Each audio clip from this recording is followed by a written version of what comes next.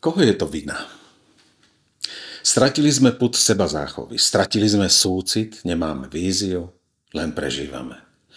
Stratili sme radosť, ale získali zatvrdnutosť, cynizmus a ohlúpli sme, aj keď máme viac vysokoškolských vzdelaných ľudí.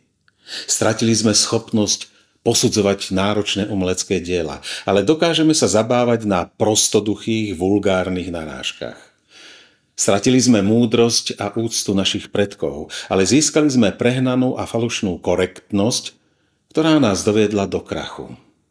Nemôžem si pomôcť, ale musím spomenúť Orwellov román 1984. Tam mali 4 ministerstvá. Ministerstvo lásky, kde sa mučilo. Ministerstvo mieru, kde hlavnou propagandou bola vojna. Ministerstvo pravdy, kde sa prepisovala história. A ministerstvo hojnosti, kde sa šíril hladomor. A heslo bolo vojna je mier, otroctvo sloboda, nevedomosť je sila. Ako dnes Bandera a Šuchjevič sú hrdinovia a dobro, Hitler a fašizmus je zlo.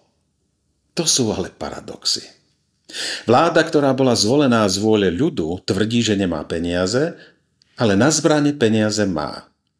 Odmietli sme zlú ruskú ropu a teraz ju nakupujeme cez prostredníka za 3-krát toľko. Nepodielali sme sa na kolonizačnej politike 17. až 19.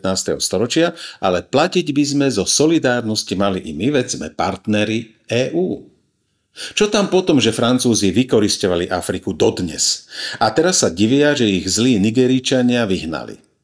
Čo tam potom, že nelegálna migrácia zaplavuje Európu a my sme bezmocní, ale korektní? Čo tam potom, že sankciami trpíme viac ako ten, proti komu sú uvalené? Čo tam potom, že sa nedodržiavali minské dohody, že Porošenko vykrikoval, ako budú kvičať ukrajinskí obyvatelia ruského pôvodu?